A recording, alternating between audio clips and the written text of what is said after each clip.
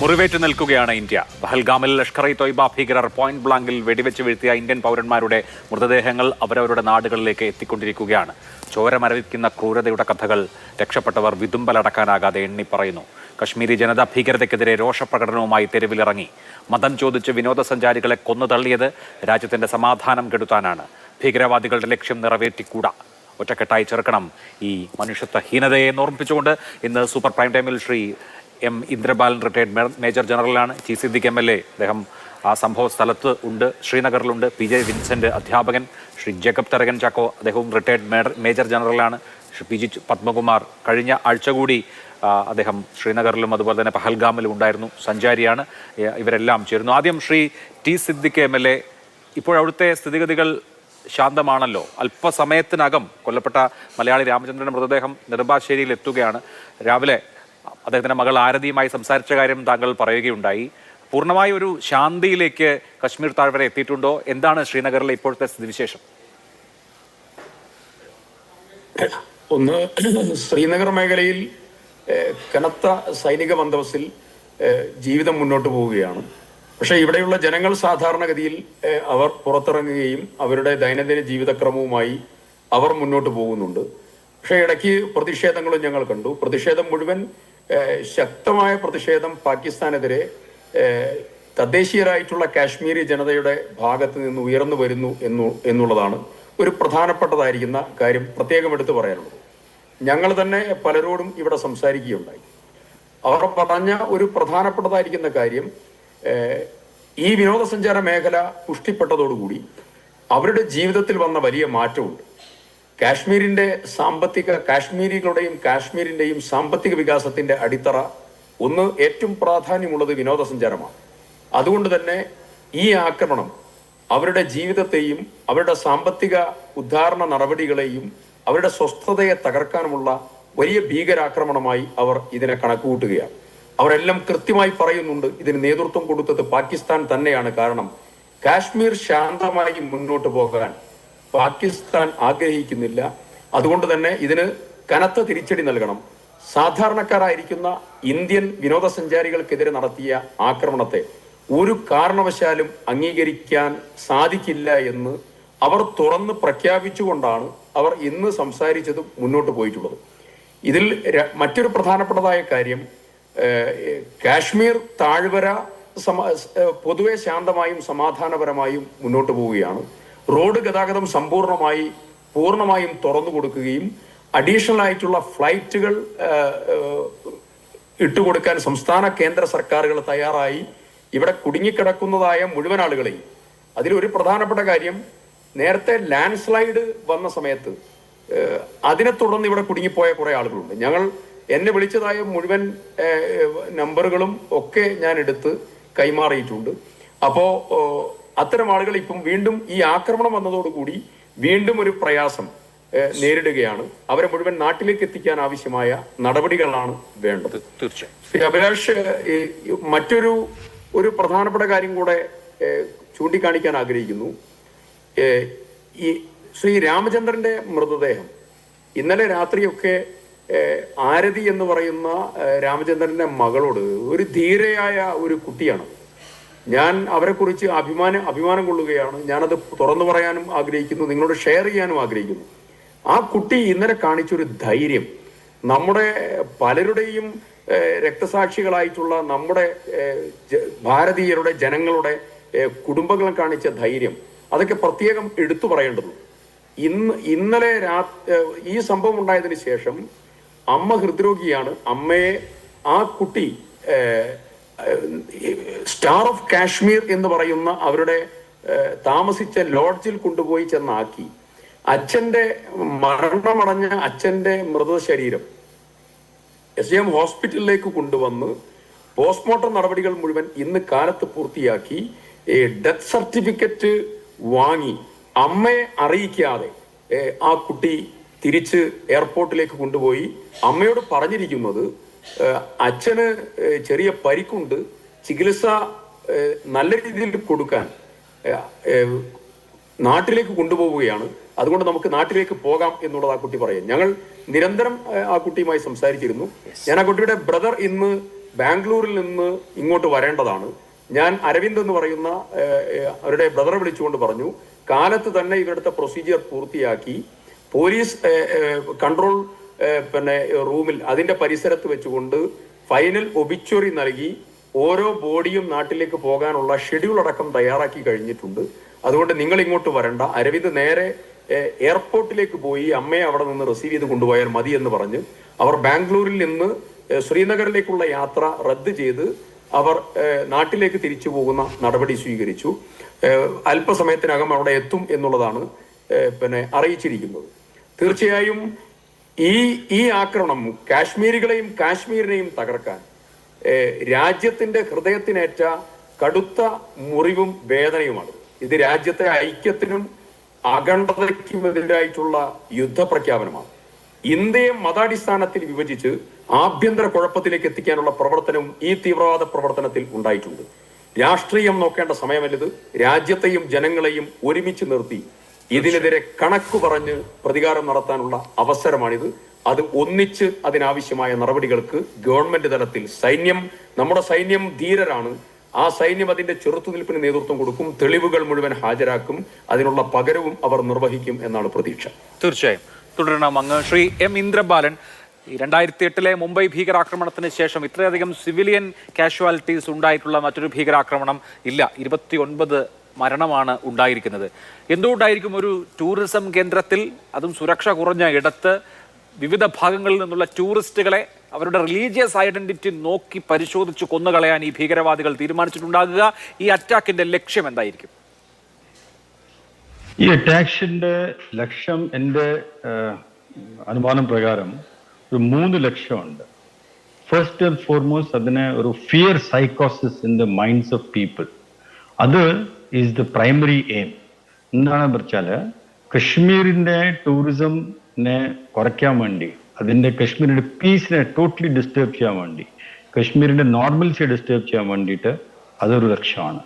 പിന്നെ ഇന്റർനാഷണൽ കമ്മ്യൂണിറ്റിക്ക് ഒരു മെസ്സേജ് കൊടുക്കാൻ, കശ്മീരിൽ പീസ് ഇല്ല, അങ്ങനത്തെ ഒരു മെസ്സേജ് കൊടുക്കാനായിട്ട്. അതുമാത്രമല്ല, ഇന്ത്യ ഇപ്പോൾ ന്യൂ വേൾഡ് ഓർഡറിൽ ഇന്ത്യ സ്ട്രോങ് ആയി കൊണ്ടുവരികയാണ്. ഇന്ത്യ സ്ട്രോങ് ആയി വരുമ്പോൾ പാകിസ്ഥാന്റെ പൊസിഷൻ ഈസ് കോൺസ്റ്റന്റ്ലി ഇറോഡിങ്. പാസ്റ്റില് whenever any US leader came to India or any world leader came to India, അവർ ഇൻവേരിയബ്ലി ഒരു പാകിസ്ഥാനും ഇന്ത്യയും ഒരുമിച്ച് വിസിറ്റ് ചെയ്യും. It was like a stapled visit. ഇപ്പോൾ അങ്ങനെയല്ല. India is visited alone. India is visited for what India is. Pakistan ആരും visit ചെയ്യില്ല. ഇതൊക്കെ നടക്കുമ്പോൾ Pakistan is losing importance. They are losing their face value, they are losing their economic value. അത് നടക്കുമ്പോൾ ഇതിനെ ഒരു ഇഷ്യൂ ആക്കിയിട്ട് to keep themselves alive in the image of the world, this is another attack on the people of India. അപ്പോൾ ഇതൊക്കെ നോക്കുമ്പോൾ Pakistan has much to lose. കാരണം nobody is supporting them. ഇത് അവരുടെ whatever attempt they have made അതിൻ്റെ ഒരു റിവേഴ്സലായിട്ടാണ് ഞാൻ കാണുന്നത്. യെസ്. അവിടെ ശ്രീ ജേക്കബ് തരകൻ ചാക്കോ, ഇപ്പോൾ നമുക്കറിയാം ജമ്മു കാശ്മീർ കഴിഞ്ഞ 3-4 വർഷമായിട്ട് സമാധാനത്തിൻ്റെ പാതയിലാണ്. അവിടുത്തെ ടൂറിസം വർദ്ധിക്കുന്നു. ഇത് മാത്രമല്ല, ജനങ്ങൾ സാധാരണ എല്ലാ തരത്തിലുള്ള എക്കണോമിക് ആക്ടിവിറ്റികളിലും അവർക്ക് പങ്കെടുക്കാൻ കഴിയുന്നതോടുകൂടി സമാധാനത്തിലാവുന്നു. കല്ലേറ് പോലെയുള്ള കാര്യങ്ങൾ നിലയ്ക്കുന്നു. അവിടെ ഒരു ജനാധിപത്യ പ്രക്രിയ നടക്കുന്നു.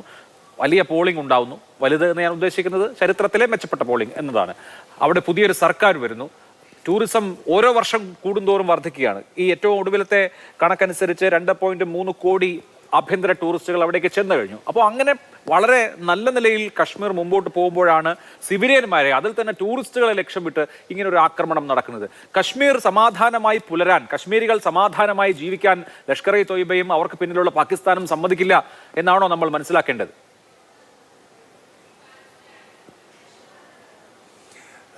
എനിക്ക് മുമ്പേ സംസാരിച്ച ജനറൽ ഇന്ദ്രബാലൻ പറഞ്ഞതിനോട് കുറച്ച് കൂടുതൽ കാര്യം ആഡ് ചെയ്യട്ടെ. ഞാൻ അതിൻ്റെ കൂടെ കുറച്ച് കാര്യം കൂടെ ചേർക്കട്ടെ. ഇതിനകത്ത് 2-3 ഇഷ്യൂസ് നമ്മൾ മനസ്സിലാക്കണം. ഒന്ന്, ഇതിൻ്റെ പുറകിൽ പാകിസ്ഥാനി ആർമിയാണ് എന്നുള്ളതിന് ഒരു സംശയവും ആർക്കുമില്ല, നമുക്കുമില്ല, ലോകത്താർക്കുമില്ല. എന്തുകൊണ്ട് പാകിസ്ഥാൻ ആർമി ഇതിന് തുനിഞ്ഞു എന്നാണ് നമ്മൾ ആദ്യമേ മനസ്സിലാക്കേണ്ടത്. പാകിസ്ഥാനിൽ തന്നെ ഇപ്പോൾ ഈ സമയത്ത് പാകിസ്ഥാൻ ആർമിയോടുള്ള സ്നേഹവും ആദരവും എല്ലാം മാറി ഒരു തരം കലിപ്പാണ് അവിടുത്തെ ആൾക്കാർക്ക്. ഈ പാകിസ്ഥാനിൻ്റെ ചീഫ് ഏപ്രിൽ 16 ഇസ്ലാമാബാദിൽ ഒരു പാകിസ്ഥാൻ അവിടുത്തെ പ്രവാസികൾക്ക് കൊടുത്തൊരു സംഭാഷണത്തിൽ പറഞ്ഞിരുന്നു, Kashmir is the jugular vein and we will not let it go. കാശ്മീരിന് വേണ്ടി അവരെന്തും ചെയ്യും, ഞങ്ങൾ മറന്നിട്ടില്ല. 2 നേഷൻ സ്റ്റേറ്റ് കൊണ്ടുവന്നു. ഇതെല്ലാം പാകിസ്ഥാൻ ആർമിയുടെയും പാകിസ്ഥാൻ ആർമി ചീഫിൻ്റെയും നിലനിൽപ്പിൻ്റെ ഒരു പ്രശ്നമാണ്. 1. 2, ഇന്ന് പാകിസ്ഥാനിൽ ആർമിയുടെ റെലവൻസ് മൊത്തവും കാശ്മീരിന് വേണ്ടി മാത്രമാണ്. ബലൂചിസ്ഥാനിലും ബാക്കിയുള്ള പല ഭാഗങ്ങളിലും അവർക്ക് കനത്ത തിരിച്ചടിയാണ് കിട്ടിക്കൊണ്ടിരിക്കുന്നത്. അതിന് എന്തെങ്കിലും അറ്റൻഷൻ ഡൈവേർട്ട് ചെയ്യണമെങ്കിൽ ദേ വാണ്ട് ഒരു സംതിങ് സ്പെക്ടാക്കുലർ, എന്തെങ്കിലും കാണാൻ ഒക്കുന്ന കാര്യം അവർക്ക് വേണമായിരുന്നു. അതുകൊണ്ട് തന്നെയാണ് ഇത് പ്ലാൻ ചെയ്തത്. April 16 army chief Asif Munir അത് പറഞ്ഞെങ്കിൽ ഓൾറെഡി ഈ പ്ലാൻ അന്ന് അവിടെ ഉണ്ടായി കഴിഞ്ഞിരുന്നു. അതുകൊണ്ട് തന്നെയാണ് അയാൾ അത് പറഞ്ഞത്. 2, കാശ്മീരിലെ ടൂറിസം വളർന്നതോടുകൂടി കാശ്മീരിൽ പീസ് അല്ലെങ്കിൽ അമൻ വന്നു കഴിഞ്ഞു. അതുകൊണ്ട് പാകിസ്ഥാൻ അവിടെ റെലവൻസ് ഇല്ല എന്നൊരു തോന്നലും അവിടുത്തെ സാധാരണ മനുഷ്യർക്ക് വന്നു കഴിഞ്ഞിരുന്നു. അവിടെ കുറച്ച് ആൾക്കാരുണ്ട് ഇപ്പോഴും പാകിസ്ഥാനോട് ബന്ധം പുലർത്തുന്നവരും അവരോട് ചായ്വുള്ളവരും. പക്ഷെ ഒട്ടുമിക്ക ആൾക്കാരും അങ്ങനെ ചെയ്യുന്നത് ഭീതിയുടെ പേരിലാണ്. ഇതിനിടയ്ക്ക് വെച്ചിട്ട് അവിടെ നോർമൽസി ആയി എന്നൊരു തോന്നൽ നമുക്ക് വന്നിരുന്നു. ഇതെല്ലാം കൂടിയായപ്പോൾ ടെററിസ്റ്റിന് നല്ല ഒരു ഓപ്പർച്യൂണിറ്റി കിട്ടി, അവരത് ഉപയോഗിച്ചു. അതിൻ്റെ കൂടെ തന്നെ ഒരു കാര്യം കൂടി ആഡ് ചെയ്യട്ടെ, ഇന്ത്യയിലെ മതവിദ്വേഷത്തിന് ഇത് തീ കൊളുത്താൻ സഹായിക്കും എന്ന് നല്ല ബോധത്തോടെ തന്നെയാണ് പാകിസ്ഥാൻ ആർമി ഇത് ചെയ്തതിൻ്റെ പുറകിൽ. തീർച്ചയായിട്ടും അതുകൊണ്ടാണ് ഈ ആളുകളെ തരംതിരിച്ചൊക്കെ ആക്രമണം നടത്തിയത്. ഇന്ത്യയെ അസ്ഥിരമാക്കണമെന്നൊരു വലിയ പദ്ധതി ഉണ്ടായിരുന്നു. കശ്മീരിൽ ഇപ്പോൾ എന്താണ് സംഭവിക്കുന്നത്? ഞങ്ങൾ പറഞ്ഞത് ബി ബാലഗോപാൽ ഇപ്പോൾ ശ്രീനഗറിലുണ്ട്. ബാലു, ശ്രീനഗറിൽ എത്തിയത് മുതലുള്ള അനുഭവങ്ങൾ എന്താണ്? നമ്മൾ അഭൂതപൂർവമായ രംഗങ്ങൾ രാവിലെ കണ്ടു. വിവിധ സംഘടനകൾ PDPയും അതുപോലെ തന്നെ എഞ്ചിനീയർ റാഷിദിന്റെ പാർട്ടിയും നാഷണൽ കോൺഫറൻസും അടക്കം തെരുവിലിറങ്ങുകയും ഈ ആക്രമണം ഞങ്ങൾക്കെതിരെയാണ് എന്ന് പ്രഖ്യാപിച്ചുകൊണ്ട് പ്രകടനം നടത്തുകയും ഒക്കെ ചെയ്യുന്നത് കണ്ടു. ഭീകരവാദികൾക്കെതിരെ അതിശക്തമായ ജനരോഷം ശ്രീനഗറിൽ മാത്രമല്ല വാലിയിൽ എമ്പാടും ഉണ്ട് എന്ന് നമുക്ക് സാമാന്യമായി മനസ്സിലാക്കാം. അവിടുത്തെ ജനങ്ങളുമായി സംസാരിക്കുമ്പോൾ എന്താണ്, നേരത്തെ ഒരു ഓട്ടോ ഡ്രൈവറുമായിട്ടൊക്കെ സംസാരിക്കുന്നത് കണ്ടിരുന്നു. എന്താണ് അവിടുത്തെ ജനങ്ങളുമായി സംസാരിക്കുമ്പോൾ അവർക്ക് ഈ ഭീകരതയോടുള്ള അവരുടെ റെസ്പോൺസ് എന്താണ്? അഭിലാഷ് ആമുഖമായി പറഞ്ഞതുപോലെ തന്നെ ഈ ഇന്നലെ നടന്ന ഭീകരവാദത്തെ അല്ലെങ്കിൽ ഭീകരാക്രമണത്തെ അതിശക്തമായാണ് കശ്മീർ ജനത ഈ തള്ളിപ്പറയുന്നത് അല്ലെങ്കിൽ അതിനെ എതിർക്കുന്നതെന്ന കാര്യത്തിൽ യാതൊരു തർക്കവുമില്ല. ഇന്ന് ഞാൻ ഈ ശ്രീനഗറിലെത്തി. ശ്രീനഗറിൽ നിന്ന് അനന്ത്നാഗിലേക്ക് പോകാൻ വേണ്ടി ശ്രമിച്ചു. പക്ഷേ അനന്ത്നാഗിലേക്ക് ഇപ്പോൾ ഈ മാധ്യമപ്രവർത്തകരെ മറ്റും കടത്തിവിടുന്നില്ല. സംഘം എന്ന് പറഞ്ഞ സ്ഥലം വരെയാണ് നമുക്ക് പോകാൻ വേണ്ടി കഴിഞ്ഞത്. അവിടം വരെ പോകുന്നതിനിടയിൽ തന്നെ, അതായത് ഞാൻ ലാൽ ചൗക്കിൽ പോയിരുന്നു, അതുപോലെ തന്നെ ദാൽ തടാകത്തിൻ്റെ സമീപത്ത് പോയിരുന്നു, ഈ സംഘത്തിൽ പോയിരുന്നു. ആ പ്രദേശങ്ങളിലൊക്കെ നമ്മൾ ഈ സംസാരിക്കുമ്പോൾ കശ്മീർ ജനത ഏതാണ്ട് ഒറ്റക്കെട്ടായി തന്നെ ഈ ഭീകരാക്രമണത്തെ അപലപിക്കുന്നു എന്ന കാര്യത്തിൽ യാതൊരു തർക്കവുമില്ല. ഇതിന് പ്രധാനമായും അവർ പറയുന്ന കാര്യം എന്ന് പറഞ്ഞു കഴിഞ്ഞാൽ ഈ നേരത്തെ സംസാരിച്ച വിശിഷ്ട വ്യക്തി പറഞ്ഞതുപോലെ തന്നെ കശ്മീർ ഒരു നോർമൽസിയിലേക്ക് പോകുന്നു എന്ന ഒരു ഫീലിംഗ് പൊതുവെ ഉണ്ടായിട്ടുണ്ടായിരുന്നു. അതുകൊണ്ട് തന്നെ ഈ കശ്മീർ താഴ്വരയിലേക്ക് വിനോദസഞ്ചാരികളുടെയൊക്കെ ഒരു വലിയ കുത്തൊഴുക്കാണ് ഉണ്ടായിരുന്നത്. അത് അവിടുത്തെ എക്കോണമിയിൽ കാര്യമായ തോതിലുള്ള ഈ ചലനങ്ങൾ സൃഷ്ടിക്കുകയുമൊക്കെ ചെയ്തിരുന്നു. യുവാക്കൾക്ക് തൊഴിൽ ലഭിക്കുന്നു, അതുപോലെ തന്നെ പുതിയ ജോബ് ഓപ്പർച്യൂണിറ്റീസ് ഉണ്ടാകുന്നു, പുതിയ വ്യവസായം എന്ന് പറഞ്ഞാൽ ടൂറിസം അധിഷ്ഠിത വ്യവസായങ്ങളൊക്കെ വരുന്നു. അങ്ങനെ ഒരു പുതിയ കശ്മീരിലേക്ക് കടന്ന് അല്ലെങ്കിൽ ആ പ്രയാണത്തിലായിരുന്നു കശ്മീർ എന്നതായിരുന്നു യാഥാർത്ഥ്യം. അവിടെയാണ് തികച്ചും തികച്ചും അപ്രതീക്ഷിതമായി ഈ ഭീകരാക്രമണം ഉണ്ടായിരിക്കുന്നത്. ആ ഭീകരാക്രമണം വീണ്ടും ശ്രീനഗറിനെയും അതുപോലെ തന്നെ കശ്മീരിനെയും ഒക്കെ അതിൻ്റെ കറുത്ത നാളുകളിലേക്ക് കൊണ്ടുപോകുമോ എന്ന ആശങ്ക ജനങ്ങൾക്കുണ്ട് എന്നതാണ് യാഥാർത്ഥ്യം. അതുകൊണ്ടാണ് ഇന്ന് ഒറ്റക്കെട്ടായി കശ്മീർ ജനത ഈ ഭീകരാക്രമണത്തെ അപലപിക്കാൻ വേണ്ടി തെരുവുകളിൽ ഒറ്റക്കെട്ടായി രംഗത്തിറങ്ങുന്നത് നമുക്ക് കാണാൻ വേണ്ടി കഴിഞ്ഞത്. ഈ ദാൽ ലേക്കിൻ്റെ അവിടെ ആകട്ടെ, അതുപോലെ തന്നെ ലാൽ ചൗക്കിലാകട്ടെ, ഈ കശ്മീരിലെ ഈ വ്യാപാരികളും ഒക്കെ ഇറങ്ങി ഇതിനെ അതിശക്തമായി, അതായത് കശ്മീർ ജനതയ്ക്ക് ഇതുമായി യാതൊരു തരത്തിലുള്ള ബന്ധവുമില്ല, തങ്ങൾ ഇതിനെ പിന്തുണയ്ക്കുന്നില്ല, തങ്ങളുടെ ഈ വ്യവസായത്തെയും അതുപോലെ തന്നെ തങ്ങളുടെ ഈ വരുമാനത്തെയും ഒക്കെ നശിപ്പിക്കുന്നതിന്, അതിനെ തടസ്സം സൃഷ്ടിക്കുന്നതിന് വേണ്ടിയാണ് ഇത്തരം സംഗതികൾ, ഇത്തരം ഈ ഭീകരാക്രമണങ്ങൾ ചെയ്യുന്നതെന്നാണ് അവർ പറയുന്നത്. അതൊരു വലിയൊരു കാര്യമാണ്. കാരണം എന്ന് പറഞ്ഞു കഴിഞ്ഞാൽ മുമ്പൊക്കെ ഈ ഇത്ര പരസ്യമായിട്ട് ഭീകര പ്രവർത്തനങ്ങളെയൊക്കെ കശ്മീർ ജനത തള്ളിപ്പറയുമോ എന്ന് എനിക്കറിയില്ല. ഞാൻ മുമ്പ് ഇവിടെ തെരഞ്ഞെടുപ്പ് റിപ്പോർട്ടിങ്ങിനൊക്കെ വന്നിട്ടുള്ളതാണ്. പക്ഷേ ഇത് ആദ്യമായിട്ടാണ് എൻ്റെ അനുഭവത്തിൽ ഞാൻ പറയാം, കശ്മീർ ജനത ഒറ്റക്കെട്ടായി ഭീകരവാദത്തെ തള്ളിപ്പറയുന്നു എന്നതാണ് ഏറ്റവും പ്രധാനപ്പെട്ട കാര്യം. ഇന്ന് ഇവിടെ ബന്ദായിരുന്നു, പക്ഷേ കടകമ്പോളങ്ങളൊക്കെ അടഞ്ഞു കിടന്നിരുന്നു. പക്ഷേ ഈ വാഹന ഗതാഗതമൊന്നും അങ്ങനെ തടസ്സപ്പെട്ടിരുന്നില്ല. ഇവിടെ കുടുങ്ങി പോയിരുന്ന കുറച്ച് ഈ വിനോദസഞ്ചാരികളൊക്കെ ഉണ്ടായിരുന്നു. അവരെയൊക്കെ അവരവരുടെ നാടുകളിൽ എത്തിക്കുന്നതിന് സർക്കാരും നാട്ടുകാരുമൊക്കെ ഒരുമിച്ച് രംഗത്തിറങ്ങുന്നത് നമുക്ക് കാണാൻ വേണ്ടി കഴിയുമായിരുന്നു. അതിനോടൊപ്പം തന്നെ എനിക്ക് പറയേണ്ട ഒരു കാര്യം, ഈ ഇവിടെ നിന്ന് കുറേ പേരൊക്കെ പോവുകയാണെങ്കിലും ഇഷ്ടംപോലെ പേര് കശ്മീരിലേക്ക് വരുന്നു എന്നത് യാഥാർത്ഥ്യമാണ്. കാരണം ഞങ്ങളൊക്കെ രാവിലെ ഡൽഹിയിൽ നിന്ന് ഇങ്ങോട്ടേക്ക് വരുന്ന ഫ്ലൈറ്റൊക്കെ ഫുള്ളായിരുന്നു. സാധാരണ ഒരു ഭീകരാക്രമണമൊക്കെ ഉണ്ടായെന്ന് അറിഞ്ഞു കഴിഞ്ഞാൽ ഈ ആൾക്കാരൊക്കെ ഈ നമ്മൾ ഉൾപ്പെടെ ഉള്ളവർ അവരുടെ യാത്രയൊക്കെ ചിലപ്പോൾ റദ്ദാക്കുക അല്ലെങ്കിൽ അത് ക്യാൻസൽ ചെയ്യാനൊക്കെ ആയിരിക്കും ശ്രമിക്കുന്നത്. പക്ഷേ ഇന്ന് ശ്രീനഗറിൽ ഇറങ്ങിയ ഏറെക്കുറെ എല്ലാ വിമാനങ്ങളും ഫുള്ളായിരുന്നു എന്നതാണ് യാഥാർത്ഥ്യം. കശ്മീരിലേക്ക് ഇപ്പോഴും ആൾക്കാരൊക്കെ വരുന്നുണ്ട്. ഇവിടെ ഒരു നോർമൽസി, കഴിഞ്ഞ 24 മണിക്കൂറിന് മുമ്പ് ഉണ്ടായ ഒരു ഭീകരാക്രമണം, ഇന്ന് രാവിലെ അതിൻ്റെ ഒരു ലാഞ്ചനയൊക്കെ കാണാമായിരുന്നു. പക്ഷേ ഇതാ നമുക്ക് കാണാം, ഈ വൈകിയ നേരത്ത് പോലും റോഡൊക്കെ വാഹന ഗതാഗതത്തിനൊന്നും ഒരു തടസ്സവുമില്ല. നല്ല ഈ ഒരു നോർമൽസിയിലേക്ക് കശ്മീർ മടങ്ങുന്നു എന്നത് അതൊരു പ്രധാനപ്പെട്ട കാര്യമാണ്. വളരെ ധീരമായി കാശ്മീർ ഇത്തരത്തിലുള്ള ഭീകരാക്രമണങ്ങളെ, ഇന്ത്യക്കെതിരായ ആക്രമണങ്ങളെ അതിജീവിച്ച് മടങ്ങിയെത്തുന്നു എന്നുള്ളത് ആശ്വാസകരമായ കാര്യമാണ്. ശ്രീ പി ജെ വിൻസെന്റ്, ഇവിടെ സൂചിപ്പിച്ചതുപോലെ പാകിസ്ഥാന്റെ ആർമി ചീഫ് കഴിഞ്ഞ ദിവസം വളരെ വളരെ അക്രാമകമായ ഒരു പ്രസംഗം നടത്തിയിരുന്നു. അസീം മുനീർ ഒരു അടുത്ത തീവ്രവാദ നിലപാടുള്ള ആളുമാണ്. പാകിസ്ഥാന്റെ ബാക്കിംഗ് നമുക്ക് ഇതിൽ എന്തായാലും ഉറപ്പിക്കണം എന്ന് മാത്രമല്ല, ഈ വലിയ അമേരിക്കൻ പ്രതിനിധികൾ ഇവിടെ ഉള്ളപ്പോൾ ആക്രമണങ്ങൾ നടത്തുക എന്നുള്ളത് പുതിയ കാര്യമല്ല. ഇപ്പോൾ JD വാൻസും ഉഷയും ഇന്ത്യ സന്ദർശിക്കുന്ന വേളയിലാണ് ഇവിടെ ഈ ആക്രമണം ഉണ്ടായതെങ്കിൽ ബിൽ ക്ലിന്റൺ 2000 ഏപ്രിൽ മാസത്തിൽ സന്ദർശിക്കുന്ന സമയത്ത് അന്ന് അനന്തനാഗിൽ തന്നെയാണ് ഛത്തീസ്ഗഡ് പോരയിൽ 36 പേരെ സിഖുകാരെ കൂട്ടക്കൊല ചെയ്ത സംഭവം. പിന്നീട് 2002 ക്രിസ്റ്റീന റോക്ക ഇന്ത്യ സന്ദർശിക്കുന്ന സമയത്ത് സമാനമായ വിധത്തിൽ 23 പേരെ കൊന്ന സംഭവം. ഇങ്ങനെ അമേരിക്കൻ ഉന്നത പ്രതിനിധികൾ ഇന്ത്യയിൽ ഉള്ളപ്പോൾ കശ്മീരിൽ വലിയ തോതിലുള്ള അസ്ഥിരത ഉണ്ടാക്കുക എന്നുള്ളത് മുമ്പും കണ്ടിട്ടുള്ള കാര്യമാണ്. എന്തൊക്കെ ലക്ഷ്യങ്ങളായിരിക്കാം ഈ ലഷ്കർ എ തൊയ്ബയ്ക്കും ISIക്കും പാകിസ്ഥാൻ ആർമിക്കും ഒക്കെ ഉണ്ടായിരുന്നിരിക്കുക?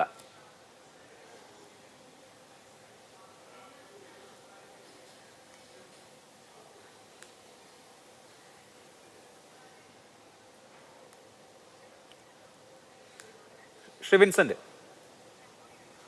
അദ്ദേഹത്തിന്റെ ഓഡിയോയിൽ ചെറിയ പ്രശ്നങ്ങളുണ്ട് എന്ന് തോന്നുന്നു. അത് ശരിയാക്കിയതിന് ശേഷം അദ്ദേഹത്തിലേക്ക് മടങ്ങിയെത്താൻ കഴിയും എന്നാണ് വിചാരിക്കുന്നത്.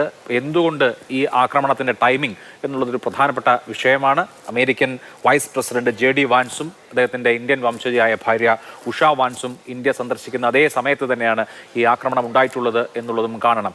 ഇവിടെ ശ്രീ M ഇന്ദ്രബാലൻ, ഇന്ത്യയെ സംബന്ധിച്ച് എന്തൊക്കെ ഓപ്ഷൻസ് ആണ് ഉള്ളതെന്നാണ് താങ്കൾ വിചാരിക്കുന്നത്? റിട്ടാലിയേഷൻ എന്നുള്ളത് നമ്മൾ പ്രതീക്ഷിക്കുന്ന ഒന്നാണ്, പക്ഷേ ഓരോ സ്ഥിതിവിശേഷത്തെ ഓരോ തരത്തിലാണ് കൈകാര്യം ചെയ്യേണ്ടത്. നമുക്കറിയാം, ബലാക്കോട്ട് സംഭവിച്ചു, പുൽവാമയ്ക്കുള്ള മറുപടിയായി. ഇവിടെ അതേ മട്ടിൽ തന്നെ ആവണമെന്ന് നിർബന്ധമൊന്നുമില്ല, നയതന്ത്ര തലത്തിലും ആകാം ഒരു പക്ഷേ റിട്ടാലിയേഷൻ. എന്താണ് താങ്കൾ പ്രതീക്ഷിക്കുന്നത്? റെസ്പോൺസ് ഇന്ത്യയുടെ has to be strong and evident and visible. അത് പറഞ്ഞാൽ ഇത് റെസ്പോണ്ട് ചെയ്തത് within the state of Kashmir ആയിരുന്നു. Whatever we did, either within the state of Kashmir, in POK or in the border area. We have not gone beyond that. That has been the action in the past. We have always hunted down the militants named terrorists, hunt down Jidita. They have been taken to books, they have been either killed, destroyed, and they have been eliminated. But adu matram chidal pora, because militancy is not an act of militants alone. Militancy is driven by the masterminds behind the militants. If you see what happened on 7th October 2023, there was a huge mastermind leadership behind making that happen. What was the response of Israel? Militants destroy. They have aimed destruction, elimination of the leadership, the masterminds, the perpetrators behind this. Avare destroy chidate, avare eliminate chidale, we can prevent in future similar things from happening. As long as that leadership is alive, as long as that leadership is strong, our leadership, as long as they have the tools, all types of tools, whether it is monetary tools, weapon systems, internet, dark web, our support from the dark web, from the non-state actors, other covered tools, drugs, other covered tools. If ellam tools we have to identify one by one and eliminate it. Apply the complete answer, complete solution. Aduvare we will be reacting, we will be responding, we will be retaliating.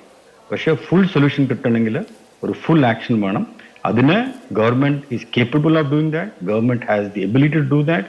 And today India is a very strong nation.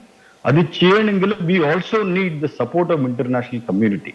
And after today, I am very certain the international community, whether it is any US, USSR, China, all of them are behind India against this. They are all behind against terrorism. Every single tool in the hands of the government of India should be done. Other retaliation from the point of the government. But as a Janangal, we have a response to do. Our response has to be equally strong. What is that response? That response is to stand together, to stand as one nation, to not the division change in the madam which division change in what they have attempted, the terrorists, that we should not fall for that. Because whether it was the invasion by Mughals in the 1,000 years back, or whether it was by the Britishers colonizing India, India divides this is the time to stand united, never fall for the division, and we stand united against അതെ, നമ്മൾ ഒരുമിച്ച് നിൽക്കുക എന്നുള്ളതും വളരെ പ്രധാനപ്പെട്ട ഒരു കാര്യമാണ്. ഞാൻ അങ്ങയിലേക്ക് വരാം. ശ്രീ ടി സിദ്ദിഖ്, നേരത്തെ അവിടെ നിന്ന് മാധ്യമപ്രവർത്തകർ ഒരു കശ്മീരി കച്ചവടക്കാരനോട് ചോദിച്ചപ്പോൾ അദ്ദേഹം വളരെ വൈകാരികമായി പറയുന്നത് ഒരുപാട് വർഷം എടുത്തിട്ടാണ് ഇത് ഇത്തരത്തിലൊക്കെ ഒന്ന് ശരിയായി വന്നത്, ഇനിയും 7-8 കൊല്ലം കഴിഞ്ഞാലേ ഇനി ഒരു നോർമൽസി ഉണ്ടാവും എന്നൊക്കെ അദ്ദേഹം ഭയപ്പെട്ടു. പക്ഷേ എനിക്ക് തോന്നുന്നു ഇപ്പോൾ ബാലഗോപാലൊക്കെ റിപ്പോർട്ട് ചെയ്യുന്നതനുസരിച്ച് കശ്മീരിലേക്ക് പോകുന്ന ടൂറിസ്റ്റുകളുടെ എണ്ണത്തിലടക്കം കുറവില്ല. ഈ ഒരു വലിയ ആക്രമണത്തെ ഇന്ത്യ അതിജീവിക്കുന്നതിന്റെ സൂചന അതിൽ കാണാമെന്ന് മാത്രമല്ല, കശ്മീരികൾ ഒറ്റക്കെട്ടായി ഇതിനെതിരെ രംഗത്ത് വരികയും അവർ ബന്ദ് നടത്തുകയും പ്രകടനം നടത്തുകയും ഞങ്ങൾ മനുഷ്യത്വത്തിന്റെ പക്ഷത്താണെന്ന് പ്രഖ്യാപിക്കുകയും ഒക്കെ ചെയ്യുന്നുണ്ട്. അതുകൊണ്ട് ഈ ഒരു ഭീകരാക്രമണം കൊണ്ട് ഈ ഭീകരവാദികൾക്ക് ഒരു വലിയ അസ്ഥിരതയിലേക്ക് തള്ളിവിടാൻ കഴിയില്ല കശ്മീരിനെ എന്ന് നമുക്ക് പ്രതീക്ഷിക്കാമോ?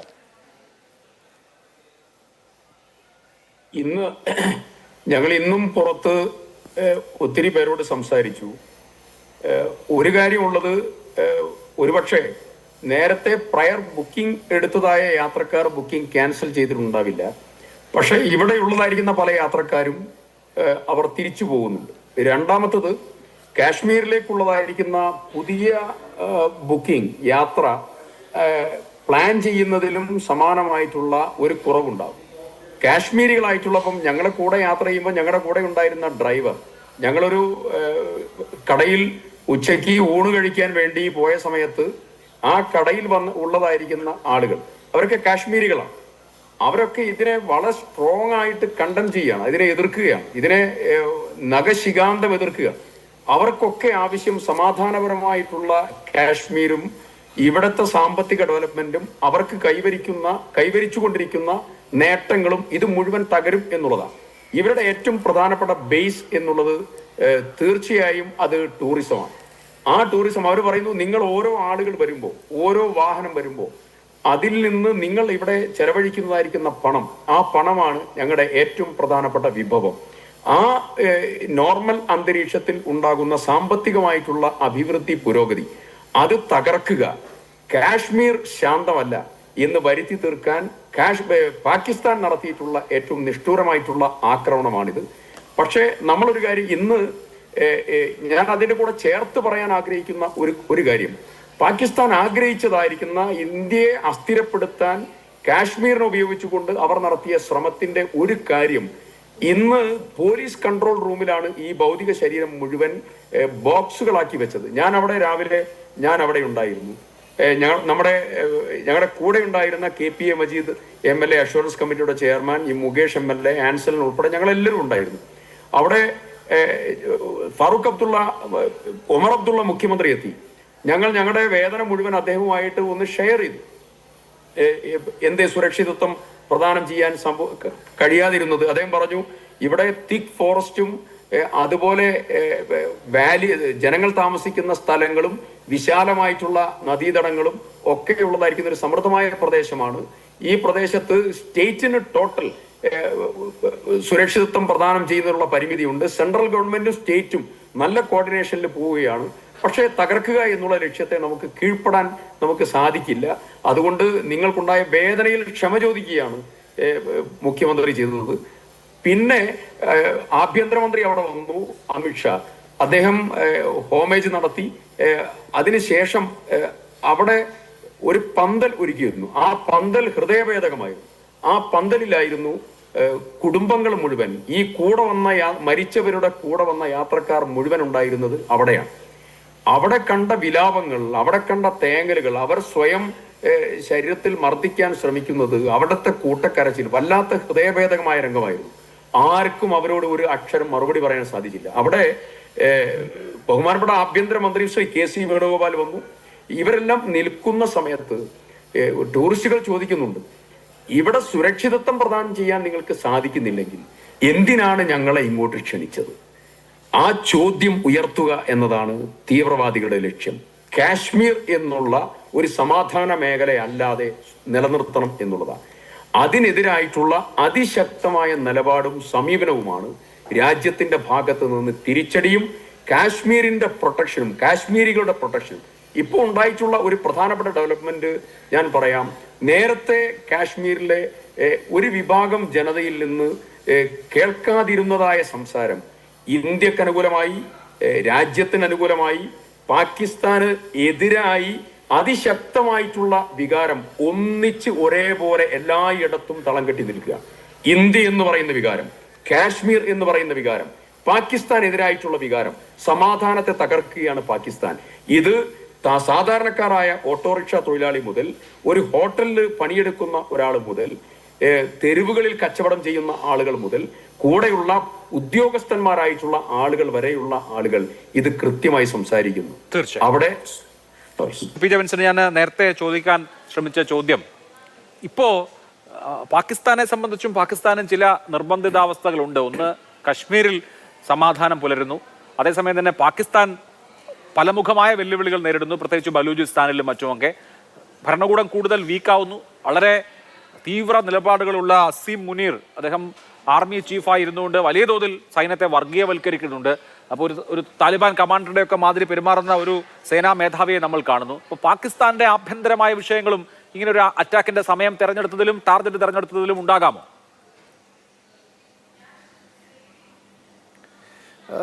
തീർച്ചയായിട്ടും ഉണ്ടാവാം. പാകിസ്ഥാനിലെ ആഭ്യന്തരമായ മാറ്റങ്ങൾ, സൈന്യത്തിൻ്റെ തീരുമാനങ്ങൾ, ഇതൊക്കെ ഇതിൽ ഘടകമാണ്. പക്ഷേ പ്രധാനപ്പെട്ട വിഷയം, ഈ 1000 കട്ട്സ് ഡോക്ടറിന് ഇതുവരെ ഒരു മാറ്റം പാകിസ്ഥാൻ സൈന്യം വരുത്തിയിട്ടില്ല. 1971 പരാജയത്തിന് ശേഷം പാകിസ്ഥാൻ ഇന്ത്യക്കെതിരായുള്ള യുദ്ധത്തിൽ ഭീകരതയെ ഒരു പ്രയോഗ പദ്ധതിയായിട്ട് സ്വീകരിക്കുകയുണ്ടായി. ഇന്ത്യയുടെ ശരീരത്തിൽ 1000 മുറിവുകൾ ഉണ്ടാകുക, ആ മുറിവിലൂടെ രക്തം വാർന്ന് ഈ രാജ്യത്തെ ദുർബലപ്പെടുത്തുവാനും മരണത്തിലേക്ക് തള്ളിവിടുകയും ചെയ്യുക. ആ മുറിവ് ഉണങ്ങി വരുന്ന സമയത്ത് ആ മുറിവിൽ തന്നെ വീണ്ടും മുറിവുണ്ടാക്കി ഒരു സ്പാനിഷ് പുണ്ണായി അതിനെ നിലനിർത്തുക എന്നുള്ള മിലിറ്ററി ഡോക്ട്രിനിൽ പാകിസ്ഥാൻ ഇതുവരെ ഒരു മാറ്റം വരുത്തിയിട്ടില്ല. അതിൻ്റെ തുടർച്ചയാണ് നമ്മളിപ്പോഴും കാണുന്നത്. എന്നാൽ 2019 പുൽവാമ, ഫെബ്രുവരി 14 പുൽവാമ ആക്രമണത്തിന് ശേഷം ഇതുപോലെ ഒരു മേജർ ആക്രമണം കാശ്മീരിൽ ഉണ്ടായിട്ടില്ല എന്നുള്ളത് വളരെ ശ്രദ്ധേയമായ കാര്യമാണ്. അതുണ്ടാക്കിയിട്ടുള്ള മാറ്റം ചെറുതല്ല. അപ്പം എനിക്ക് തന്നെ അറിയാം, കോളേജുകളും സ്കൂളുകളും പോലും കാശ്മീരിലേക്ക് അവരുടെ വർഷാന്ത ടൂറുകൾ, പഠനയാത്രകൾ പ്ലാൻ ചെയ്യുന്ന തരത്തിലേക്ക് ഒരു നോർമൽസി നമുക്ക് ഫീൽ ചെയ്യുന്നുണ്ട്. അവിടെ കുഴപ്പമില്ല, ധൈര്യമായിട്ട് പോയി വരാം എന്നുള്ളത്. ടൂറിസം വികസനത്തിൻ്റെ ഏറ്റവും അടിസ്ഥാനപരമായ കാര്യങ്ങളിൽ ഒന്ന് കുടുംബത്തിന് അവിടെ പോകാൻ സാധിക്കണം എന്നുള്ളതാണ്. വ്യക്തികളോ അല്ലെങ്കിൽ ബാക്ക് പാക്കേഴ്സ് ആയിട്ടുള്ള ആളുകൾ പോകുക എന്നുള്ളതല്ല, കുടുംബസമേതം സന്ദർശിച്ച് തിരിച്ചു വരാൻ പറ്റുന്ന ഇടങ്ങൾ, അത് ഏറ്റവും സുരക്ഷിതമായ സ്ഥലങ്ങളിലേക്ക് കുടുംബങ്ങൾ യാത്ര ചെയ്യുകയുള്ളൂ. ഇപ്പോൾ ഇവിടെ എല്ലാം കുടുംബങ്ങളായിരുന്നു. അപ്പോൾ അങ്ങനെ കുടുംബങ്ങൾ ഇനി കാശ്മീരിലേക്ക് പോകുമോ എന്നുള്ളത് സംശയമാണ്. അപ്പോൾ കാശ്മീർ മുസ്ലിമുകൾ മാത്രം കാശ്മീർ താഴ്വരയിൽ മതി എന്ന ഒരു മെസ്സേജ് കൊടുക്കാൻ വേണ്ടി തീവ്രവാദികൾ ശ്രമിച്ചിട്ടുണ്ട്. അതുകൊണ്ടാണ് ഹിന്ദുക്കളെ തെരഞ്ഞുപിടിച്ച് ആക്രമിക്കുന്ന ഒരു സമീപനം അവർ പുലർത്തിയത്.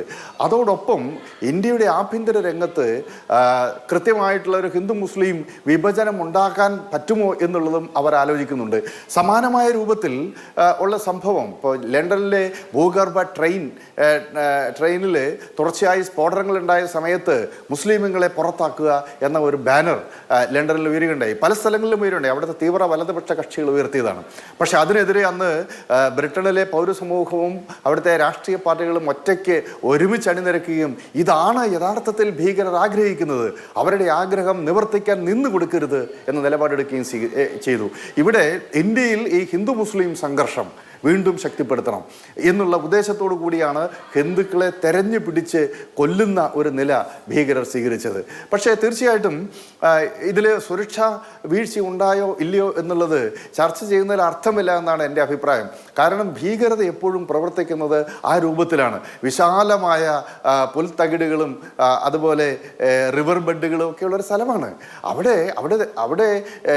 നമ്മൾ പോകുന്നത് ആ സ്ഥലങ്ങളൊക്കെ സ്വതന്ത്രമായി കാണാനാണ്, അതിൻ്റെ ഭംഗി ആസ്വദിക്കാൻ വേണ്ടിയിട്ടാണ്. ഒരു മിലിറ്ററിയുടെ കവറിനകത്ത് ഒരു ടൂറിസം സ്പോട്ടിലേക്ക് സഞ്ചരിക്കുക എന്ന് പറഞ്ഞു കഴിഞ്ഞാൽ ആരെങ്കിലും പോകുമോ?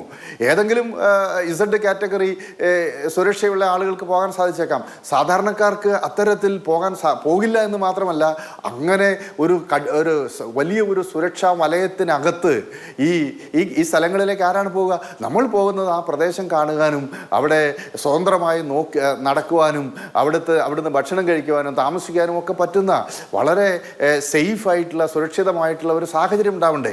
അപ്പോൾ അവിടേക്ക് അങ്ങനെ പോകാൻ സാധിക്കുള്ളൂ. അപ്പോൾ ഇപ്പോൾ ഈ പഹൽഗാം പോലെയുള്ള സ്ഥലങ്ങൾക്ക് അത്തരത്തിലുള്ള അവിടെ പോകുന്ന ആളുകൾ ഇങ്ങനെ ഒരു മനോനിലയോടുകൂടിയാണല്ലോ പോകുന്നത്. അത് പോകാൻ പറ്റില്ല എന്നുള്ളതാണ്, അങ്ങനെ പോകാൻ സാധിക്കില്ല എന്നുള്ള ഒരു മെസ്സേജ് അവർ നൽകിയിരിക്കുന്നു. അത് തീർച്ചയായിട്ടും അപകടകരമാണ്. തുടക്കത്തിൽ ഇപ്പോൾ ഒരു നോർമൽസി നമുക്ക് ഫീൽ ചെയ്യുന്നുണ്ടെങ്കിലും ഇനി അങ്ങോട്ട് അവിടേക്ക് പോകുന്ന സമയത്ത് രണ്ടു വട്ടം ആലോചിക്കും. ഈ ശിക്കാരയിൽ കയറി പോകണം, അവിടുത്തെ ആപ്പിള് കഴിക്കണം, അവിടെ നിന്ന് കാശ്മീർ ഷാളും പലതരത്തിലുള്ള ഉൽപ്പന്നങ്ങൾ വാങ്ങിക്കണം, ഇതൊക്കെയാണല്ലോ നമ്മുടെ ആഗ്രഹം. അവിടെ നിന്ന് തന്നെയുള്ള ബാങ്ക് അസോസിയേഷൻ്റെ ഒരു റിപ്പോർട്ട് പുറത്തു വരികയുണ്ടേ. കഴിഞ്ഞ 4 വർഷത്തിനിടയ്ക്ക് അവർ ഏറ്റവും അധികം ലോൺ കൊടുത്തിട്ടുള്ളത് വാഹനങ്ങൾക്കാണ്. കാശ്മീരിലെ യുവാക്കൾ വാഹനങ്ങൾ വാങ്ങുന്നു. ഈ ടൂറിസ്റ്റുകൾ വരുന്നത് കൊണ്ട് ടാക്സി ആയിട്ട് ഓടിക്കുന്നത് നല്ല ഒരു വരുമാന മാർഗമാണ്. അപ്പോൾ ഇങ്ങനെ അവിടുത്തെ ചെറുപ്പക്കാർക്ക് ജോലി കിട്ടുന്നു, സമ്പദ്ഘടന കൂടുതൽ ശക്തിപ്പെടുന്നു, അവിടുത്തെ കൃഷിക്കാർക്ക് അതുപോലെ കൈത്തൊഴിൽ ചെയ്യുന്ന ആളുകൾക്കൊക്കെ ഒരു സ്ഥിര വരുമാനം ടൂറിസം വികസനത്തിൻ്റെ ഭാഗമായിട്ട് ഉണ്ടാകുന്നു. ഇതിൻ്റെ ഭാഗമായി തീവ്രവാദത്തിലേക്ക് ആകർഷിക്കപ്പെടാനുള്ള സാഹചര്യം തുലോം കുറഞ്ഞു വന്ന സാഹചര്യത്തിലാണ് ഇത്തരത്തിൽ ഒരു ആക്രമണം പാകിസ്ഥാന്റെ ഭാഗത്തു നിന്നുണ്ടാകുന്നത്.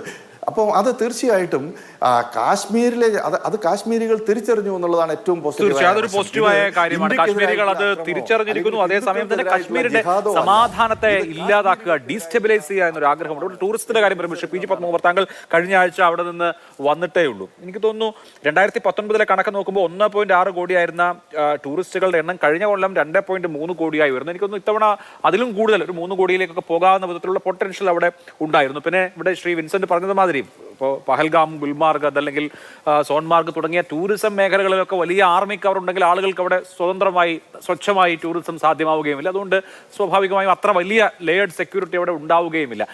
ഈ കാശ്മീരിൽ പോയ അനുഭവം വെച്ച് എന്താണ് താങ്കൾക്ക് അക്കാര്യത്തിൽ തോന്നുന്നത്?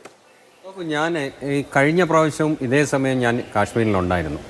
അപ്പോൾ എനിക്ക് കഴിഞ്ഞ പ്രാവശ്യം ഈ പ്രാവശ്യം തമ്മിലുള്ള ഒരു വ്യത്യാസം കൂടെ പറഞ്ഞേക്കാം. അതായത് കഴിഞ്ഞ പ്രാവശ്യം ഭയങ്കര ടൈറ്റൻ സെക്യൂരിറ്റി, അതായത് ഈച്ച് ആൻഡ് എവറി കോർണറിൽ പോസ്റ്റുകൾ, ജനങ്ങളുടെ മുഖത്തൊരു ഭീതി, ഇതൊക്കെ ഞാൻ കഴിഞ്ഞ പ്രാവശ്യം എനിക്ക് തോന്നിയിരുന്നു.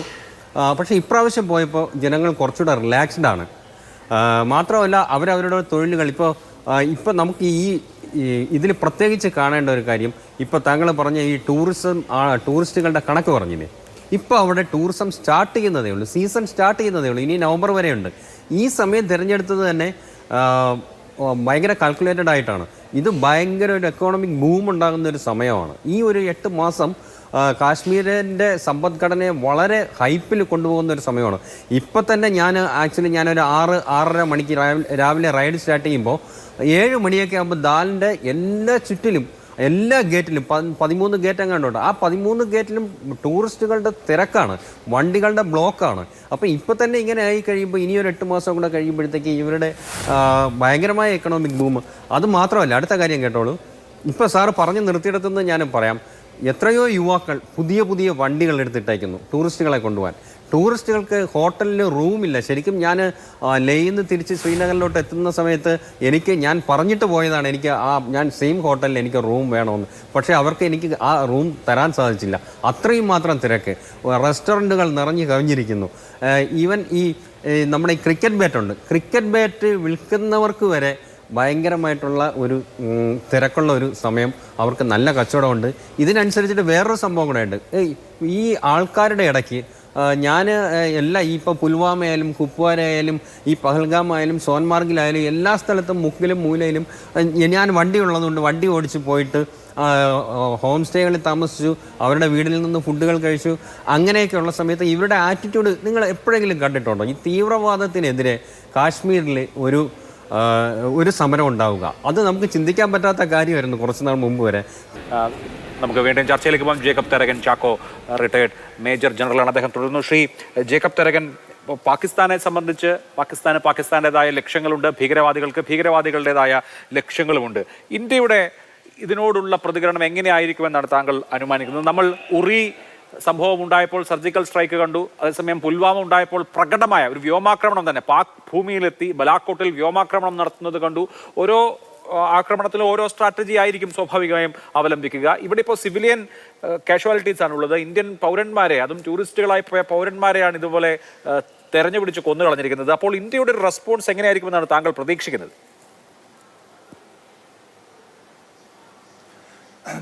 ഇതിൻ്റെ റെസ്പോൺസ് വളരെ കാലിബ്രേറ്റഡ് ആയിട്ടായിരിക്കും. അതായത് പലതരത്തിൽ, പല രീതിയിൽ, പല മേഖലകളിലായിരിക്കാം. എൻ്റെ അനുമാനം അനുസരിച്ച് ഏറ്റവും ആദ്യം നടക്കാൻ പോകുന്നത് എക്സ്റ്റേണൽ അഫയേഴ്സ് മിനിസ്ട്രി, അതായത് ഫോറിൻ അഫയേഴ്സ് മിനിസ്ട്രിയുടെ എന്തെങ്കിലും ആക്ഷനായിരിക്കും. പാകിസ്ഥാനെ ഒന്നുകിൽ അവരുടെ അംബാസിഡറെ പുറത്താക്കുക, അല്ലെങ്കിൽ അവരുമായിട്ടുള്ള എക്സ്റ്റേണൽ അഫയേഴ്സ് മിനിസ്ട്രി ബന്ധം വിച്ഛേദിക്കുക. അതാകാം ആദ്യത്തെ പടി. ഇന്നിപ്പോൾ ഒരു മീറ്റിംഗ് നടക്കാൻ പോകുന്നത് കേട്ടു. അതിനകത്ത് തീർച്ചയായിട്ടും എന്തെങ്കിലും തീരുമാനം എടുത്തു കാണും. 1. 2, മിലിറ്ററി. തീർച്ചയായിട്ടും ഇന്നല്ലെങ്കിൽ നാളെ വളരെ ശക്തമായി, വളരെ ഡീപ്പ് സ്ട്രൈക്ക് നടക്കും എന്നുള്ളതിൽ എനിക്ക് യാതൊരു സംശയവുമില്ല. പക്ഷേ എന്ന്, എപ്പോൾ, എവിടെ, എങ്ങനെയെന്നുള്ളത് അതൊരു ഓപ്പറേഷണൽ തീരുമാനമായിരിക്കും. At the highest level prime minister ആ ലെവലിലായിരിക്കും അതിന് ഡിസിഷൻ എടുക്കുന്നത്. 3, ഞാൻ നോക്കുന്നത് ഈ പാകിസ്ഥാൻ ആർമിയുടെ 2-3 ഉദ്ദേശങ്ങളുണ്ടല്ലോ, അതിനെ തോൽപ്പിക്കാൻ വേണ്ടി നാം എന്ത് ചെയ്യണം എന്നുള്ളതാണ്. നമ്മളെല്ലാവരും പറഞ്ഞു ടൂറിസം മേഖലയെ തകർക്കുക, ബിക്കോസ് അതാണ് നോർമൽസിയുടെ ഒരു സിമ്പിൾ. നോർമലായി എന്ന് തോന്നുന്നത് ടൂറിസം കൊണ്ട് തന്നെയാണ്. അതുകൊണ്ട് തന്നെ ഇപ്പം നമ്മൾ കേട്ടു അവിടുത്തെ ആൾക്കാരെല്ലാം ഈ ടെററിസ്റ്റ് അറ്റാക്കിനെതിരെ സംസാരിച്ചു എന്നുള്ളത്. ഈ അഡ്വേഴ്സിറ്റിയിൽ അതൊരു ഓപ്പർച്യൂണിറ്റിയാണ്. അവിടുത്തെ ജനതയെ ഇന്ത്യയോട് മാറോട് ചേർത്ത് അവർ നമ്മൾ ഒന്നാണെന്ന് വരുത്തി അവർക്ക് ഇത് നമ്മളോട് ചേരാനുള്ളൊരു ഓപ്പർച്യൂണിറ്റി ആക്കാൻ ഇതിൽ നല്ലൊരു അവസരം ഇല്ല. ഇത് നല്ലൊരു അവസരമാണ്. അതായത് ടൂറിസത്തിൻ്റെ ഫ്ലോ കുറയ്ക്കാതെ, അത് ആർമി ആയാലും അവിടുത്തെ CRPF ആയാലും പോലീസായാലും കാണാത്ത, അതായത് പ്രത്യക്ഷമായി കാണാതെ തന്നെ സെക്യൂരിറ്റി നമുക്ക് ചെയ്യാൻ ഒക്കുന്നതാണ്. അങ്ങനെയാണെങ്കിൽ ടൂറിസം മേഖലയ്ക്ക് വലിയ കോട്ടം വരാതെ അതിനെ തിരിച്ചു കൊണ്ടുവന്നാൽ first and foremost aim normalcy തിരിച്ചു വന്നു എന്നൊരു ഫീലിംഗ് വന്നാൽ അത് തന്നെ വലിയൊരു വിജയമാണ്. ഇതായിരിക്കണം സിവിക് ആക്ഷൻ, അതായത് സ്റ്റേറ്റ് ഗവൺമെൻറ്റിൻ്റെയും സെൻട്രൽ ഗവൺമെൻറ്റിൻ്റെയും പൊളിറ്റിക്കൽ ഡിസിഷൻ കാശ്മീരിന് വേണ്ടി.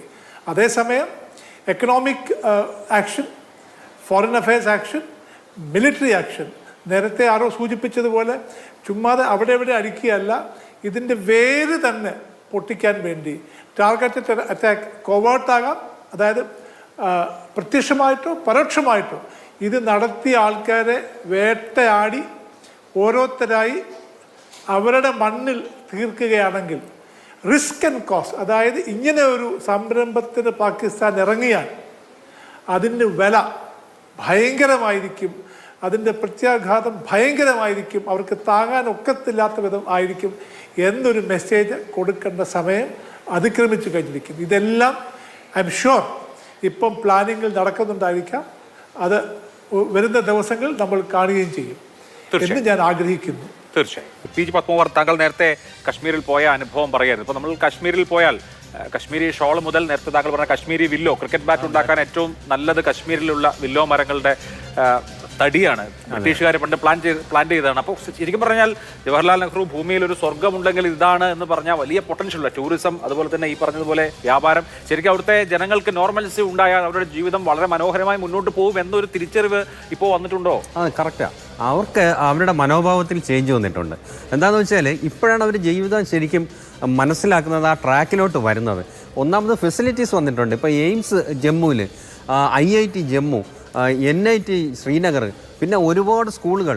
നമ്മൾ രാവിലേക്ക് ഇറങ്ങുമ്പോഴത്തേക്ക് വലിയ വലിയ സ്കൂളുകളുടെ ബസ്സുകൾ, ഒരുപാട് കുട്ടികൾ വിദ്യാഭ്യാസം നേടുന്നു എന്നുള്ളതാണ്. അത് മാത്രമല്ല, ഒരു 10 വർഷം മുമ്പ് 10 വയസ്സുണ്ടായിരുന്ന കുട്ടി ഇപ്പോൾ 20 വയസ്സായവർക്ക് ഈ ടെററിസം അവരെ വലുതായിട്ട് ബാധിച്ചിട്ടില്ല. അപ്പോൾ അവരുടെ മുമ്പിൽ ഈ ചാൻസസ് ഓപ്പണാണ്.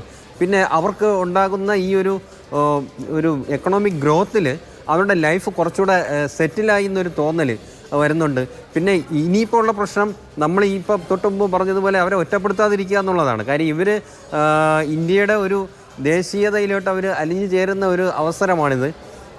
അപ്പോൾ അതുപോലെ തന്നെ അവർ സമാധാനമായിട്ട് ജീവിക്കാൻ ആഗ്രഹിക്കുന്നു എന്നുള്ളതും കൂടെ നമ്മൾ ഇതിൻ്റെ കൂടെ കാണണം. അപ്പം അതുപോലെ തന്നെ ഇപ്പോൾ ഈ കുട്ടികൾ യുവാക്കളായിട്ടുള്ളവർ എടുത്തിട്ടുള്ള എഫർട്ട്, ഇവർ വലിയ വലിയ ബിൽഡിങ്ങുകൾ റെൻറ്റിന് എടുത്തിട്ട് അല്ലെങ്കിൽ പാട്ടത്തിന് എടുത്തിട്ട് അതിനെ ഹോസ്റ്റലുകളാക്കി ഹോട്ടലുകളാക്കി മാറ്റിയിട്ട്, അപ്പോൾ അതിൻ്റെ എക്കണോമിക് ബാധ്യത, ഫിനാൻഷ്യൽ ബാധ്യതകൾ അവർക്കുണ്ട്. അപ്പോൾ ഇനി അങ്ങോട്ടൊരു പേടിയാണ്, ടൂറിസ്റ്റുകൾ ഇവിടെ എത്തിച്ചേരുമോ, ഇനി നമ്മുടെ ഫിനാൻഷ്യൽ സെറ്റപ്പ് എങ്ങനെയാണ്, ഈ ഒരു ഭയം ഇപ്പോൾ അവരെ ഗ്രസിച്ച് കാണും. ഞാനിപ്പോൾ എനിക്കറിയാവുന്ന 2-3 ആൾക്കാരെ ഞാൻ ഇവിടെ വരുന്നതിന് തൊട്ട് മുമ്പ് വിളിച്ചിരുന്നു. അപ്പോൾ ഇതാണ് അവരുടെ, ഇപ്പോൾ എൻ്റെ അവിടെ ഒരു ഫ്രണ്ടായിട്ടുള്ള ഒരു കക്ഷി ഈ യാത്രയിൽ പുള്ളിക്ക് 2 മാസം കഴിഞ്ഞിട്ട് കല്യാണമാണ്. അപ്പോൾ പുള്ളി പുതിയതായിട്ടൊരു വണ്ടി എടുത്തിട്ടുണ്ട്. അപ്പോൾ അവർക്കൊക്കെ ഇങ്ങനെ ഒരു ഭയം ഗ്രസിച്ചു തുടങ്ങി, എന്ത് ചെയ്യും എന്നുള്ളത്. പാകിസ്ഥാൻ ഇപ്പോൾ അവരുടെ മനസ്സിൽ ഇല്ല. ഒരു പരിധിവരെ ഒരു ശതമാനം ആൾക്കാരിൽ ഇപ്പോഴും അങ്ങനെ ഉള്ളവരുണ്ടാവും. പക്ഷേ പിന്നെ ഇതിൻ്റെ അകത്ത് വേറൊരു സംഭവം ഉള്ളത്, നമ്മുടെ ലേയിലോട്ടും ലഡാക്കിലോട്ടും കൂടെ ഈ ഒരു പ്രശ്നം ബാധിക്കും. കാര്യം പകുതി ആൾക്കാരിൽ കൂടുതൽ ശ്രീനഗറിൽ വന്നിട്ട് ലേയിലോട്ട് പോകുന്നവരാണ്. അപ്പോൾ അത് അവരെയും കൂടെ ബാധിക്കും. പിന്നെ അങ്ങനെയുള്ള വിഷയങ്ങളും കൂടെ ഉണ്ട്. തീർച്ചയായിട്ടും അങ്ങനെയുള്ള വിഷയങ്ങൾ അവിടെ ശ്രീ PJ വിൻസെന്റ്, ഒരു വലിയ സാധ്യത ഇന്ത്യയുടെ മുമ്പിലുണ്ട്. നമുക്കറിയാം, കുറേ നാളുകൾക്ക് മുമ്പ് ഈ വ്യവസ്ഥാപിതമായ ഭീകര സംഘടനകളിൽ റിക്രൂട്ട് ചെയ്യപ്പെടുന്നവർ മാത്രമല്ല, യുവാക്കൾ റാഡിക്കലൈസ് ചെയ്യപ്പെടുന്നു. അവർ കവണകളുമായും കല്ലുകളുമായും ഒക്കെ തെരുവിലിറങ്ങുന്നു. കല്ലേറ് ആക്രമണങ്ങൾ ഉണ്ടാകുന്നു. പെല്ലറ്റ് കൊണ്ടുള്ള തിരിച്ചുള്ള ആക്രമണം ഉണ്ടാകുന്നു. പെല്ലറ്റ് കൊണ്ട് കണ്ണുപോയ ആളുകൾ. ഇങ്ങനെ കശ്മീരിനെ സംബന്ധിച്ച് സിവിൽ വാറിന് സമാനമായ ഒരു കാലഘട്ടം പിന്നിട്ട് അതിജീവിക്കുകയും ഒരു എക്കണോമിക് ബൂമിലേക്ക് അവിടെ എത്തുകയും ചെയ്യുന്ന സമയത്താണ് ഇങ്ങനെ ഒരു പ്രശ്നം ഉണ്ടാകുന്നത്. സ്വാഭാവികമായും പഴയ കാലത്തേക്ക് തിരിച്ചു പോകാൻ കശ്മീർ ജനത ആഗ്രഹിക്കുന്നില്ല എന്നതിന്റെ പ്രതിഫലനമാണ് ഇന്ന് നമ്മൾ ഈ തെരുവിൽ കണ്ടതും ആ പ്രതിഷേധത്തിന്റെ രൂപത്തിൽ കണ്ടതും. അപ്പോൾ ആ സമയത്ത് അവരുടെ കോൺഫിഡൻസിനെ, അവരുടെ ആ ആഗ്രഹത്തെ ഫലപ്രദമായി ചാനലൈസ് ചെയ്യാം എന്നുള്ള ഒരു ഗുണം ഇന്ത്യയെ സംബന്ധിച്ചുണ്ട്. അതേപോലെ തന്നെ ഈ ഭീകരവാദികൾ നിശ്ചയമായും ലക്ഷ്യമിട്ടിട്ടുള്ളത് ഇന്ത്യയിലാകെ സാമുദായിക കുഴപ്പമുണ്ടാക്കുക, വർഗീയ സംഘർഷം ഉണ്ടാക്കുക എന്നുള്ളതാണ്. അതുകൊണ്ടാണ് അവർ വളരെ വർഗീയമായ നിലയിൽ അവിടെ പെരുമാറുകയും അങ്ങനെ പെരുമാറിയെന്ന് അവിടെയുള്ളവരെ ബോധ്യപ്പെടുത്തുകയും അത് എംഫസൈസ് ചെയ്യുകയും ഒക്കെ ചെയ്തിട്ടുള്ളത്. അപ്പോൾ വളരെ കൃത്യമായി ഇന്ത്യയിൽ ഒന്നാകെ തന്നെ വർഗീയ കാലുഷ്യം ഉണ്ടാക്കാനുള്ള ശ്രമം നടത്തി അതിനെ പ്രതിരോധിക്കുക എന്ന ബാധ്യത, ഒപ്പം കശ്മീരികളുടെ കോൺഫിഡൻസിനെ ഉപയോഗിക്കുക, ഈ 2 കാര്യങ്ങൾ എങ്ങനെ ഇന്ത്യൻ സ്റ്റേറ്റ് മുന്നോട്ട് കൊണ്ടുപോകണമെന്നാണ് താങ്കൾ ആഗ്രഹിക്കുന്നത്? അല്ല, തീർച്ചയായിട്ടും കാശ്മീരിലെ ജനതയെ ഇംപോവറൈഷ് ചെയ്യുക, അവരെ ദാരിദ്ര്യവൽക്കരിച്ച് അവരുടെ ജീവിതം സുരക്ഷിതമല്ലാതാക്കി വീണ്ടും തീവ്രവാദത്തിന് വിളതലമാക്കി മാറ്റുക. അതോടൊപ്പം ഇന്ത്യയിലെ മറ്റ് ജനങ്ങൾക്ക് കാശ്മീരിനോടുള്ള സമീപനത്തിൽ വീണ്ടും പഴയ ഒരു ഭയത്തിൻ്റെയും അവരെ മാറ്റി നിർത്തുന്നതിൻ്റെതുമായ ഒരു സാഹചര്യം ഉണ്ടാക്കുക, ഇന്ത്യയിൽ മൊത്തത്തിൽ ഈ ഹിന്ദു മുസ്ലിം സംഘർഷത്തിൻ്റെതായ പശ്ചാത്തലം സൃഷ്ടിക്കുക, ഇങ്ങനെയൊക്കെ ബോധപൂർവം ഉറപ്പിച്ചിട്ടാണ് അവർ ചെയ്യുന്നത്. പക്ഷേ ഈ തീവ്രവാദികൾക്ക് ഇപ്പോൾ 2016 ബുർഹാൻ വാനി കൊലയപ്പെടുന്നത്. വാനി 22ാമത്തെ വയസ്സിൽ അദ്ദേഹം ഹിസ്ബുൾ മുജാഹിദിൻ്റെ കമാൻഡറായിരിക്കെയാണ് പട്ടാളവുമായിട്ടുള്ള ഏറ്റുമുട്ടലിൽ അദ്ദേഹത്തെ പട്ടാളം വധിക്കുന്നത്. പക്ഷെ അദ്ദേഹം ഹി വാസ് ഇനോർമസ്ലി പോപ്പുലർ.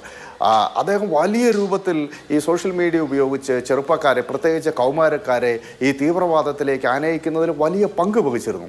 അതുകൊണ്ട് തന്നെ ബുർഹാൻ വാനി കൊല്ലപ്പെട്ടതിനെ തുടർന്ന് അവിടെ വലിയ കലാപ സദൃശ്യമായ സാഹചര്യം കാശ്മീർ വാലിയിൽ ഉടനീളം സൃഷ്ടിക്കപ്പെട്ടു. പക്ഷേ അത്തരത്തിലുള്ള ഭീകരവാദി നേതാക്കളെ പിന്നീട് റിക്രൂട്ട് ചെയ്യാൻ കഴിഞ്ഞിട്ടില്ല എന്ന് മാത്രമല്ല, ഹിസ്ബുൾ മുജാഹിദ്ദീൻ, ജെയ്ഷെ മുഹമ്മദ് തുടങ്ങിയിട്ടുള്ള കാശ്മീർ ബേസ് ചെയ്ത് പ്രവർത്തിക്കുന്ന തീവ്രവാദ സംഘങ്ങൾ ക്ഷീണിക്കുന്നു നമ്മൾ കണ്ടു. 2019 പുൽവാമയ്ക്ക് ശേഷം ലഷ്കർ ഇ തൈബയ്ക്കും ഇതിനു മുമ്പ് ചെയ്തതുപോലെ അവിടുന്ന് പ്രാദേശികമായിട്ടുള്ള ആളുകളെ റിക്രൂട്ട് ചെയ്യുവാനോ മാരകമായ അതിക്രമങ്ങൾ കാശ്മീർ വാലിയിൽ നടത്താനോ കഴിയാത്ത സാഹചര്യമുണ്ടായി. ഇതെല്ലാം വളരെ പോസിറ്റീവായിട്ടുള്ള കാര്യമാണ്. അപ്പം അത്തരത്തിലുള്ള ഒരു സാഹചര്യത്തിൽ അതിനെ മാറ്റിമറിക്കാൻ ആ ഒരു സ്റ്റാറ്റസ് കോ, അവിടെ ഒരു സമാധാനപരമായ സാഹചര്യം ഉണ്ടാകുന്നു, ജനങ്ങൾക്ക് സുരക്ഷിതമായി ജീവിക്കാൻ കഴിയുന്നു, അവിടേക്ക് വലിയ തോതിൽ ടൂറിസ്റ്റുകളുടെ ഒഴുക്കുണ്ടാവുന്നു. ഈ ടൂറിസ്റ്റുകൾ വന്നു പോകുക എന്ന് പറഞ്ഞാൽ ഈ രാജ്യത്തിൻ്റെ പല സ്ഥലങ്ങളിലുള്ള മനുഷ്യരുമായി കാശ്മീരികൾക്ക് സൗഹൃദമുണ്ടാകുന്നു എന്നാണ് അർത്ഥം. ഞാനവിടെ സന്ദർശിച്ച സമയത്ത് 8 ദിവസം ആ വാഹനത്തിൻ്റെ ഡ്രൈവറായിട്ടുണ്ടായിരുന്ന സെയ്ഫുള്ളയെ ഞാൻ ഓർക്കുകയാണ്. അദ്ദേഹം ഇപ്പോഴും ഫോൺ ചെയ്യാറുണ്ട്, സോഷ്യൽ മീഡിയയിൽ ബന്ധപ്പെടാറുണ്ട്, വളരെ സൗഹൃദം, ഒരു സഹോദരനെ പോലെ ഞങ്ങൾ സംസാരിക്കാറുണ്ട്, പൊതുകാര്യങ്ങൾ ഡിസ്കസ് ചെയ്യാറുണ്ട്. അപ്പോൾ അങ്ങനെ ഈ രാജ്യത്തിൻ്റെ പല മേഖലയിലുള്ള ആളുകൾക്ക് കാശ്മീരികൾക്ക് സൗഹൃദമുണ്ടാവുകയാണ്, നമുക്ക് കാശ്മീരികളുമായിട്ടും സൗഹൃദമുണ്ടാവുകയാണ്. അപ്പോൾ ഇതെല്ലാം സൃഷ്ടിക്കുന്ന ഒരു പോസിറ്റീവായിട്ടുള്ള വൈബുണ്ട്. അത് ഇല്ലായ്മ ചെയ്യാനുള്ള ബോധപൂർവമായ ശ്രമമാണ്. അതുകൊണ്ട് തന്നെ രാജ്യം ഒറ്റക്കെട്ടായി ഇതിനെ എതിർക്കണമെന്നുള്ളതാണ്. അതോടൊപ്പം ഈ ഭീകരതയെ ചെറുക്കുന്ന കാര്യത്തിൽ കുറച്ചുകൂടി ശക്തമായ നിലപാടുകൾ നമ്മുടെ ഭാഗത്തുനിന്നുണ്ടാവണം. ഈ ലൈൻ ഓഫ് കൺട്രോൾ എന്ന് പറയുന്നത് അത് ലൈൻ ഓഫ് ഫയർ ആയിട്ട് എക്കാലത്തും നിലനിർത്തുന്ന തന്ത്രമല്ലേ പാകിസ്ഥാൻ സ്വീകരിക്കുന്നത്. അപ്പോൾ അതുകൊണ്ട് പരിശുദ്ധമായ ഒന്നേ അല്ല ലൈൻ ഓഫ് കൺട്രോൾ. ഇന്ത്യയും പാകിസ്ഥാനും തമ്മിൽ അതിർത്തി, ഇന്റർനാഷണൽ ബോർഡർ ഉള്ളത് രാജസ്ഥാനിലും ഗുജറാത്തിലും പഞ്ചാബിലും മാത്രമാണ്. ഇവിടെയുള്ളത് ലൈൻ ഓഫ് കൺട്രോൾ മാത്രമാണ്. അത് താൽക്കാലികമാണ്. അത് അന്താരാഷ്ട്ര അതിർത്തിയായിട്ട് നമ്മൾ അംഗീകരിച്ചിട്ടില്ല. ഇതിനപ്പുറത്തുള്ള പാക് ഒക്കുപ്പൈഡ് കാശ്മീരും ഇന്ത്യയുടെ ഭാഗമാണ്. അതുകൊണ്ട് പക്ഷേ ഈ ലൈൻ ഓഫ് കൺട്രോൾ ക്രോസ് ചെയ്യുന്നില്ല എന്നുള്ള സമീപനമൊക്കെ നമ്മൾ പരമ്പരാഗതമായി സ്വീകരിച്ചിരുന്നു. പക്ഷേ നിരന്തരമായി ഈ ലൈൻ ഓഫ് കൺട്രോൾ ക്രോസ് ചെയ്യുകയും അതിനെ ലൈൻ ഓഫ് ഫയർ ആയി നിലനിർത്തുകയും ചെയ്യുന്നത് പാകിസ്ഥാനാണ്. അതിൽ പാകിസ്ഥാൻ മിലിറ്ററിയുടെ നേരിട്ടുള്ള ഇടപെടലുണ്ട്.